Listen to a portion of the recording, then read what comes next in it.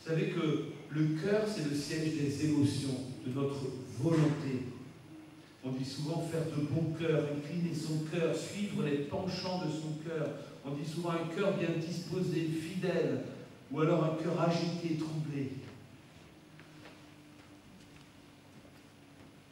Dans 1 Samuel 25, 37, il est parlé, il est dit: le matin, l'ivresse de Nabal s'étant dissipée, sa femme lui raconta ce qui s'était passé. Et le cœur de Nabal reçut un coup mortel et devint comme une pierre. Nous avons besoin de sentir le cœur de la personne et voir si elle est bien disposée. Quel type de terrain c'est. Nous avons aussi besoin, quand nous témoignons, d'être à l'écoute du Saint-Esprit. À l'écoute du Saint-Esprit.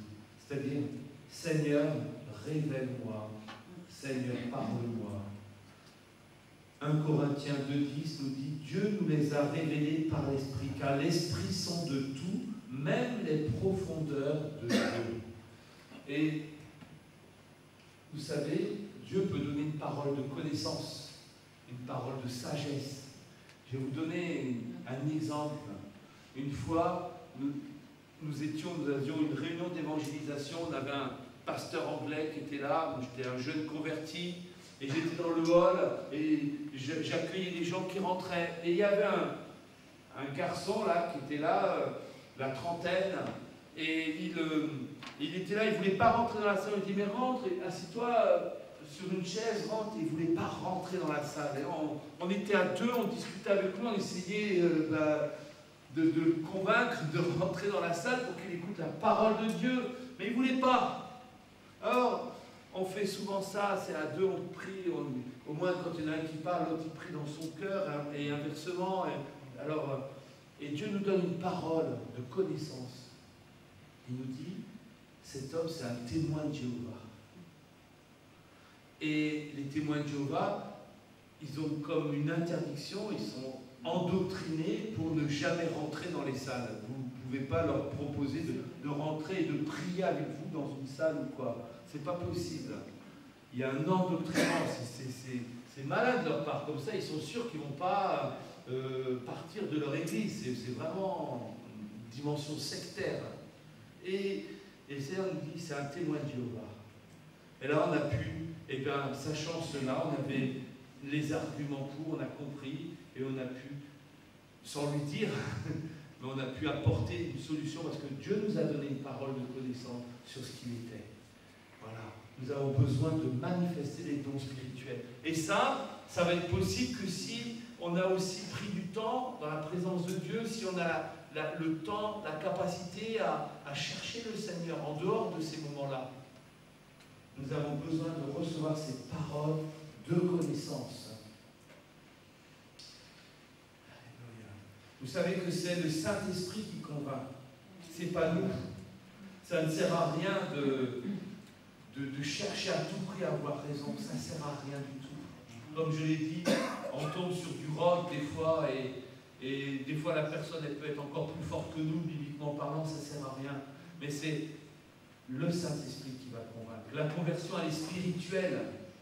Ce n'est pas signer au bout d'une feuille de papier et puis dire voilà, j'achète, je pose un contrat ou quoi. Non, c'est spirituel. Et c'est le Saint-Esprit qui fait l'œuvre. Personne ne connaît les choses de Dieu si ce n'est l'Esprit de Dieu. Or, nous n'avons pas reçu l'Esprit du monde, mais l'Esprit qui vient de Dieu, afin que nous connaissions les choses que Dieu nous a données par sa grâce.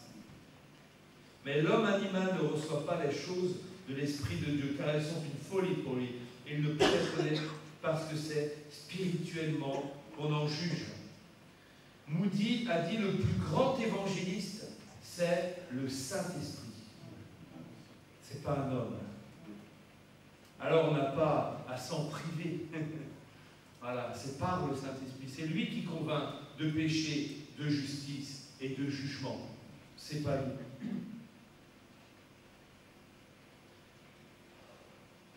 Montrer que les gens ont besoin de Jésus dans notre témoignage. Nous avons besoin de dire Jésus est la solution. Jésus est la solution. Permettre de faire des ponts, comme je l'ai dit. Vous savez comment Dieu a oint du Saint-Esprit de force Jésus de Nazareth, qui allait de lieu en lieu, faisant du bien et guérissant tous ceux qui étaient sous l'empire du diable, car Dieu était avec lui. Dieu est à même de répondre à tous les besoins. Une chose qui est importante aussi, c'est de ne pas condamner. De ne pas dire, ah, tu es là-dedans, mais c'est une secte, ou tu es endoctriné, ou tu as tort, etc. La meilleure façon de bloquer la personne en face, c'est de dire qu'elle a tort, qu'elle est dans l'erreur et tout ça. Mais d'apporter des solutions avec souplesse, ne pas discriminer les autres religions. C'est important. Ne pas chercher à débattre, ne pas chercher à avoir raison. Ne pas aussi avoir de mauvais témoignages, de murmurer, de critiquer, par exemple. Est-ce que Dieu veut qu'on ait ce type de comportement? La critique, le murmure, le mécontentement, il n'y a rien qui va. Non, mais si vous avez adoré, si vous êtes préparé spirituellement, alors on ne sera pas dans le murmure, on ne sera pas dans le négativisme, entre guillemets, mais on sera rempli d'amour, rempli de paix. Et c'est comme ça qu'on va pouvoir communiquer la foi. Amen. Abolissons le patois de Canaan. Qu'est-ce que c'est le patois de Canaan? C'est les mots que les gens ne comprennent pas. J'ai donné mon cœur à Jésus. Pour quelqu'un, qu'est-ce que ça veut dire vraiment? J'ai rencontré des fois des gens très très simples qui ne comprenaient pas du tout ce type de réflexion. Alors, il y a tellement de mots, le sang propitiatoire, même le mot résurrection, aujourd'hui les jeunes ne savent pas forcément ce que ça veut dire. L'agneau de Dieu, qu'est-ce que ça signifie pour quelqu'un qui ne sait rien? Il ne sait pas.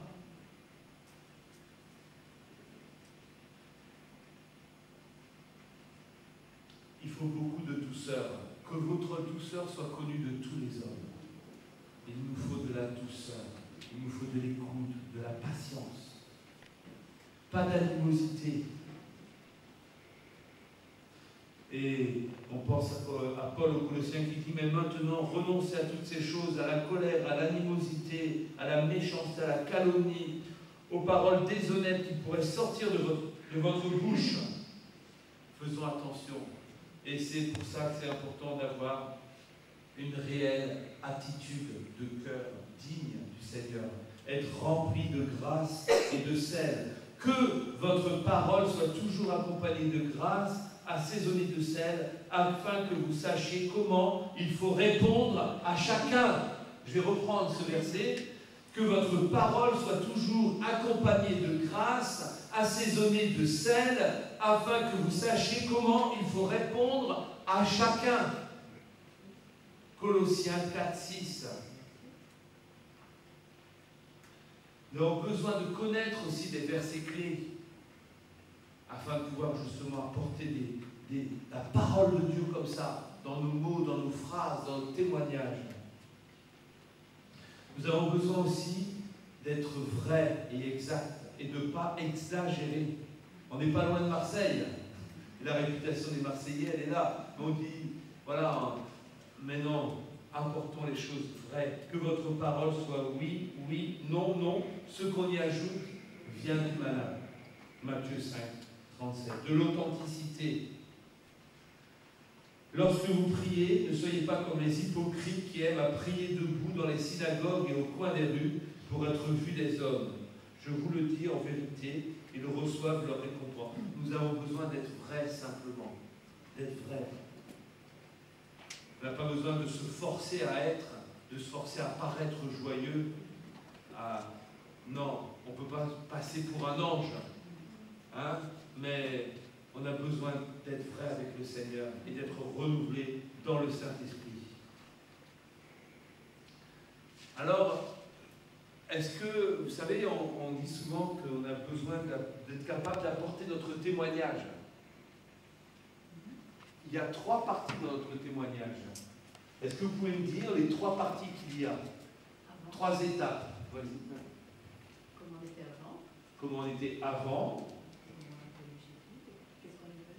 Exactement, voilà. Comment on était avant, qu'est-ce qu'était notre situation, notre caractère, la rencontre, le moment de la conversion, et après, qu'est-ce que Dieu a commencé à faire dans notre vie, parce que c'est pas arrivé d'un seul coup. En général, c'est pas le cas, mais ça arrive petit à petit, il y a une transformation, et quels sont les fruits de cette nouvelle naissance, le après.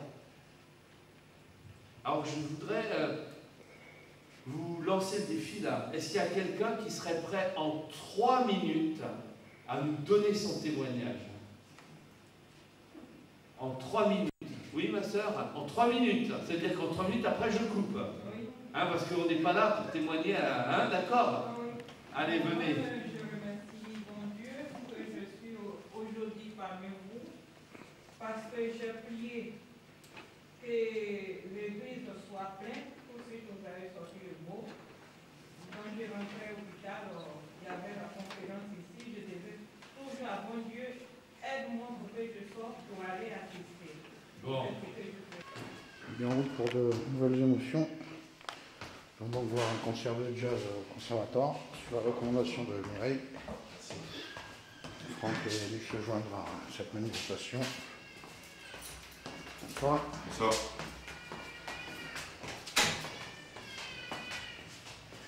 Puis tu reviens à l'espace-temps. Direct sur. Après un gros stick de bœuf, tout va bien. Oui.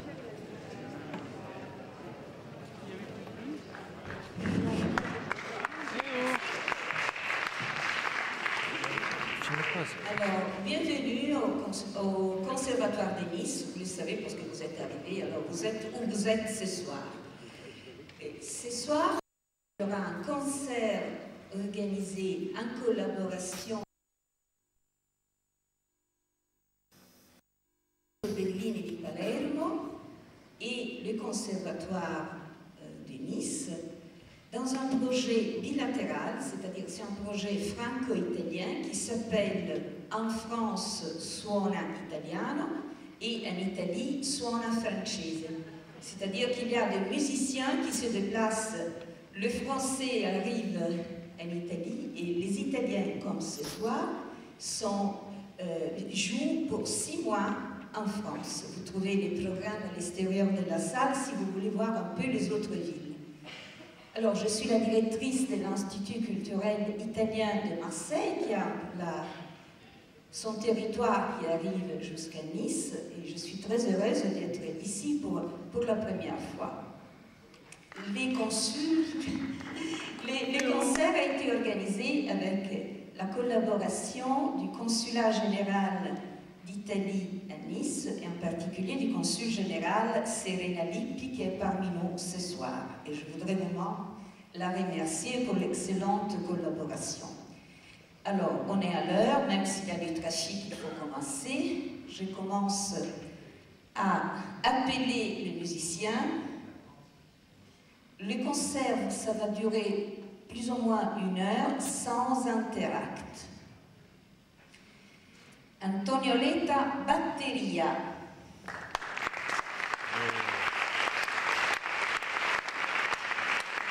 Giovanni Villafranca, contrabbasso.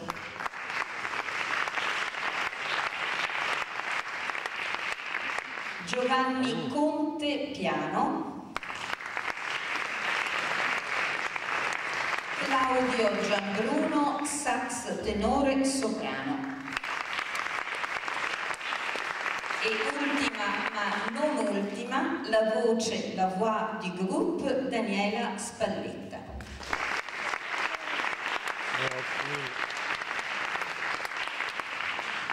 Vi auguro una buona serata e un buon ascolto. Grazie.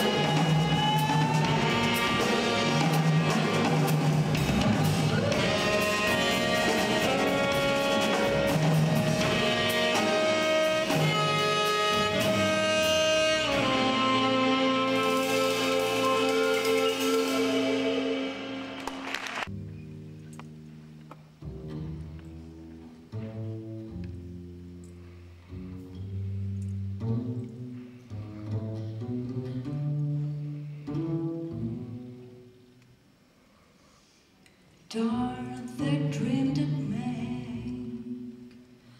My singing voice lower for the regrets, so my angry heart in vain gets tired. The siren, loving what I am now, is far away. I could write the saddest verses tonight. He took me in his arms and I let this, and I could hear